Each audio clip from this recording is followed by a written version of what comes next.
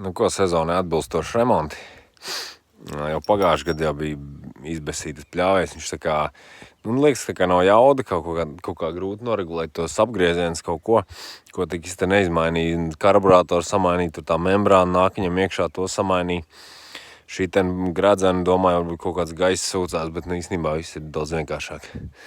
Te viņam nāk tāda ķīlīts tam sparratam. Ķīlīts izskatās šādi. Es domāju, ka tas notiek tāpēc, ka iepļauja akmenī un tad šitas te pagriežās ar inerci. Nācās pielietot vecstāvu metodas noņemšanai un ozolu klucīti. Tagad uzdzina atpakaļ, lai iztaisnos, jo šitien arī bija maz gropa iedzīta. Bet smieklīgākais tas, ka te ir rakstīts, tātad angliski, kad, lai noņemtu nost, izmantojiet šos caurums, bet tur nav vītni iegriezt. Novilcējs nāk 2 skrūvēm un te būtu jābūt vītnei.